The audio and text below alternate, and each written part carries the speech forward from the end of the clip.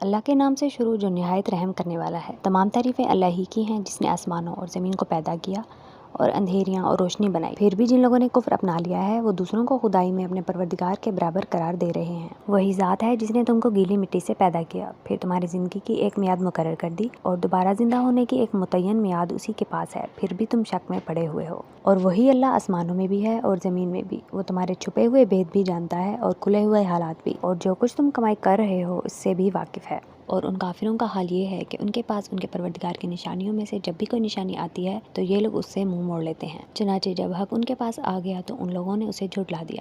نتیجہ یہ کہ جس بات کا یہ مذاق اڑاتے رہے ہیں جلد ہی ان کو اس کی خبریں پہنچ جائیں گی۔ کیا انہوں نے نہیں دیکھا کہ ہم ان سے پہلے کتنی قوموں کو ہلاک کر چکے ہیں؟ ان کو ہم نے زمین میں وہ اقتدار دیا تھا جو تمہیں نہیں دیا۔ ہم نے ان پر آسمان سے خوب بارشیں بھیجی اور ہم نے دریاؤں کو مقرر کر دیا کہ وہ ان کے نیچے بہتی رہیں، لیکن پھر ان کے گناہوں کی وجہ سے ہم نے ان کو ہلاک کر ڈالا اور ان کے بعد دوسری نسلیں پیدا کی۔ اور ان کافروں کا حال یہ ہے کہ اگر ہم تم پر کوئی ایسی کتاب نازل کر دیتے جو کاغذ پر لکھی ہوئی ہوتی، پھر یہ اسے اپنے ہاتھوں سے چھو کر بھی دیکھ لیتے، تو جن لوگوں نے کفر اپنا لیا ہے وہ پھر بھی یہی کہتے کہ یہ کھلے ہوئے جادو کے سوا کچھ نہیں۔ اور لوگ یہ کہتے ہیں کہ اس پیغمبر پر کوئی فرشتہ کیوں نہیں اتارا گیا، حالانکہ اگر ہم کوئی فرشتہ اتار دیتے تو سارا کام ہی تمام ہو جاتا، پھر ان کو کوئی مہلت نہ دی جاتی۔ اور اگر ہم فرشتے ہی کو پیغمبر بناتے تب بھی اسے کسی مرد ہی کی شکل میں بناتے اور ان کو پھر ہم اسی شبہ میں ڈال دیتے جس میں اب مبتلا ہیں۔ اور اے پیغمبر، حقیقت یہ ہے کہ تم سے پہلے بھی بہت سے رسولوں کا مذاق اڑایا گیا ہے، لیکن نتیجہ یہ ہوا کہ ان میں سے جن لوگوں نے مذاق اڑایا تھا ان کو اسی چیز نے آ گھیرا جس کا وہ مذاق اڑایا کرتے تھے۔ ان کافروں سے کہو کہ ذرا زمین میں چلو پھرو، پھر دیکھو کہ پیغمبروں کو جھٹلانے والوں کا انجام کیسا ہوا۔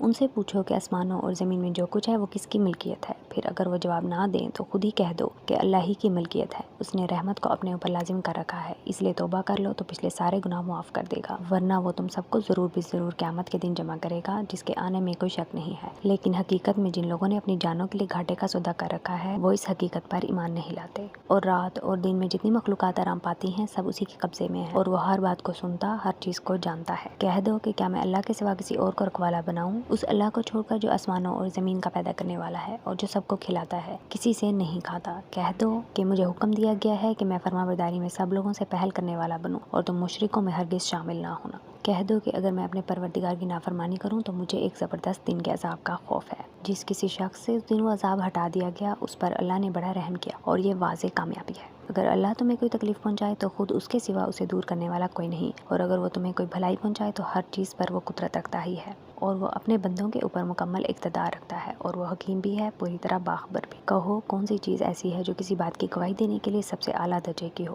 کہو اللہ، اور وہی میرے اور تمہارے درمیان گواہ ہے، اور مجھ پر یہ قرآن وحی کے طور پر اس لیے نازل کیا گیا تاکہ اس کے ذریعے میں تمہیں ڈراؤں اور ان سب کو بھی جنہیں یہ قرآن پہنچے۔ کیا سچ مچ تم یہ گواہی دے سکتے ہو کہ اللہ کے ساتھ کوئی اور معبود بھی ہے؟ کہہ دو کہ میں تو ایسی گواہی نہیں دوں گا۔ کہہ دو کہ وہ تو صرف ایک خدا ہے، اور جن جن چیزوں کو تم اس کی خدائی میں شریک ٹھہراتے ہو میں ان سب سے بیزار ہوں۔ جن لوگوں کو ہم نے کتاب دی ہے وہ ان کو یعنی خاتم النبیین صلی اللہ علیہ وآلہ وسلم کو اس طرح پہچانتے ہیں جیسے وہ اپنے بیٹوں کو پہچانتے ہیں۔ پھر بھی جن لوگوں نے اپنی جانوں کے لیے گھاٹے کا سودا کر رکھا ہے وہ ایمان نہیں لاتے۔ اور اس شخص سے بڑھ کر ظالم کون ہو سکتا ہے جو اللہ پر جھوٹا بہتان باندھے یا اللہ کی آیتوں کو جھٹلائے؟ یقین رکھو کہ ظالم لوگ فلاح نہیں پا سکتے۔ اس دن کو یاد رکھو جب ہم ان سب کو اکٹھا کریں گے، پھر جن لوگوں نے شرک کیا ہوگا ان سے پوچھیں گے کہاں ہے تمہارے وہ معبود جن کے بارے میں تم یہ دعویٰ کرتے تھے کہ وہ خدائی میں اللہ کے شریک ہیں؟ اس وقت ان کے پاس کوئی بہانہ نہیں ہوگا سوائے اس کے کہ وہ کہیں گے اللہ کی قسم جو ہمارا پروردگار ہے ہم تو مشرک نہیں تھے۔ دیکھو یہ اپنے معاملے میں کس طرح جھوٹ بول جائیں گے، اور جو معبود انہوں نے جھوٹ موٹ تراش رکھے تھے ان کا انہیں کوئی سراغ نہیں مل سکے گا۔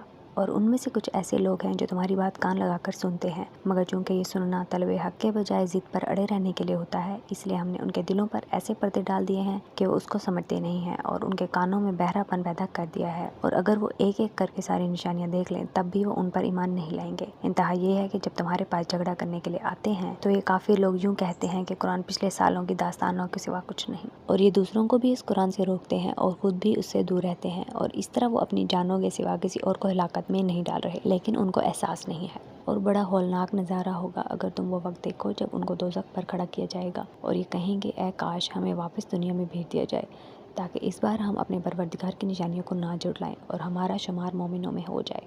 حالانکہ ان کی یہ آرزو بھی سچی نہ ہوگی، بلکہ دراصل وہ جس چیز یعنی آخرت ان کے سامنے کھل کر آ چکی ہوگی جسے وہ پہلے چھپایا کرتے تھے، اسی لیے مجبوراً یہ دعویٰ کریں گے، ورنہ اگر ان کو واپسی بھیجا جائے گا تو یہ دوبارہ وہی کچھ کریں گے جس سے انہیں روکا گیا تھا، اور یقین جانو یہ پکے جھوٹے ہیں۔ یہ تو یوں کہتے ہیں کہ جو کچھ ہے بس یہی دنیاوی زندگی ہے اور ہم مر کر دوبارہ زندہ نہیں کیے جائیں گے۔ اور اگر تم وہ وقت دیکھو جب یہ اپنے رب کے سامنے کھڑے کیے جائیں گے، وہ کہے گا کیا یہ دوسری زندگی حق نہیں ہے؟ وہ کہیں گے بے شک ہمارے رب کی قسم۔ اللہ کہے گا تو پھر چکھو عذاب کا مزہ، کیونکہ تم کفر کیا کرتے تھے۔